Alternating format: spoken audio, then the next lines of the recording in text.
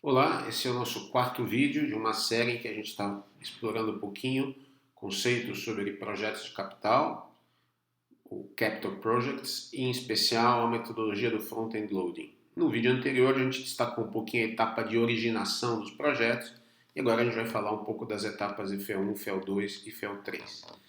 A etapa de FEU1 é aquela em que eu, assumindo que vale a pena estudar o empreendimento, eu faço uma análise mais aprofundada de todos aqueles itens que eu comecei na originação do empreendimento. Então aqui eu vou fazer um estudo sobre as perspectivas do negócio em termos de CAPEX, qual que é o capital que eu vou estar empreendendo aí para poder viabilizar o empreendimento, qual que é a estimativa que eu tenho de retorno desse empreendimento, taxa interna de retorno, payback, trazer isso a valor presente líquido, ou seja, a gente trabalha com índices financeiros. A gente faz, até antes disso, a gente faz uma análise do alinhamento do projeto com relação ao portfólio de projetos, ou seja, a gente aprofunda naqueles itens que a gente está vendo na originação. E quando a gente chega no final de FE1, a gente tem uma razoável perspectiva de que esse projeto vale a pena. Vale a pena em termos de alinhamento estratégico com a empresa, vale a pena em termos de viabilidade técnica, vale a pena em termos de viabilidade financeira. Aqui eu tenho um portão na interface de FE1 com FE2, um go ou não, no go, né? Vou ou não vou adiante, e se eu vou adiante eu vou começar a etapa de FE2. Na etapa de FE2, a gente já está assumindo que o projeto deve ser viável. Aproximadamente 70% dos projetos que entram da originação para a FE1 chegam em FE2.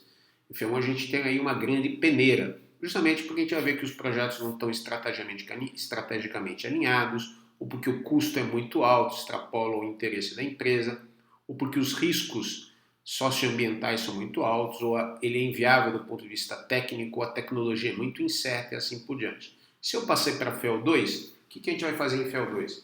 Em FEL2 a gente vai desenvolver algumas seleções, a gente vai selecionar e desenvolver algumas alternativas tecnológicas para o empreendimento. Como ele é muito complexo, é muito arriscado e pode não gerar um resultado otimizado, eu saí de cara com uma única solução de projeto, desenvolver essa solução durante meses, gastar muito dinheiro para, num determinado momento, falar: não, essa solução não é viável. Não é viável porque ela não vai chegar à produção que a gente está almejando, ou o que a gente chama de OPEX, Operational Expenditure, o custo da operação vai ser muito alto, ou porque ela gera um risco ambiental muito alto, então vou ter que interromper, voltar de novo ao início de FEL2, pensar numa nova solução e assim por diante.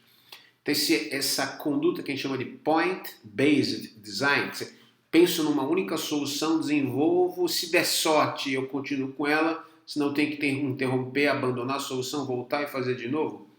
Isso não costuma ser o mais inteligente. Então a gente começa a trabalhar com várias soluções paralelas, que a gente chama de set-based design, projeto baseado em conjunto de soluções. Então, caminho com soluções conceituais distintas, e à medida que elas vão caminhando, eu vou colocando ali filtros. O filtro da viabilidade tecnológica, o filtro do volume de produção, o filtro do impacto ambiental, o filtro dos custos de manutenção e assim por diante, até que eu vou chegar no final de FEL2 com uma solução já escolhida. Evidentemente, então, eu tenho projetos conceituais desenvolvidos, o que me permitem refinar os índices que eu tinha visto em FEL1. Né? Índices de estimativa de custo, estimativa de retorno, estimativa de custo de manutenção e assim por diante. Normalmente, a maior parte dos projetos que entram em FEL2 passam a FEL3, porque a grande peneira, como a gente viu, acontece na fase anterior. De novo, na interface entre FEL2 e FEL3 eu tenho um go ou no go. Se eu vou adiante em FEL3, eu vou desenvolver um pouco mais esses projetos e eu vou detalhar toda a fase de implementação do empreendimento. Aqui que a gente executa os chamados planos de execução de empreendimento, os quais eu não vou entrar em detalhe agora porque vão ser objeto de outro módulo da disciplina. Como eu falei no começo, normalmente a execução do empreendimento fica a cargo de uma outra equipe e faz parte da execução o desenvolvimento dos projetos detalhados. Por isso que eles não vão estar sendo aí abordados aqui nesse momento. Muito bem. Então, fazendo uma síntese de conceitos, em FE1, a gente tem desenvolvido pelos patrocinadores, pelos representantes do negócio. O foco aqui é analisar e definir as necessidades do negócio. Se eu passo para a fase seguinte, em FEL2, eu vou ter o desenvolvimento pela equipe de projetos de tecnologia. O foco aqui então vai ser definir as tecnologias e processos de manufatura que melhor vão atender às necessidades do negócio, que foram levantadas em FEL1. E se eu vou adiante, em FEL3, a equipe vai desenvolver os projetos. E aqui eu vou ter inclusive representantes das contratadas.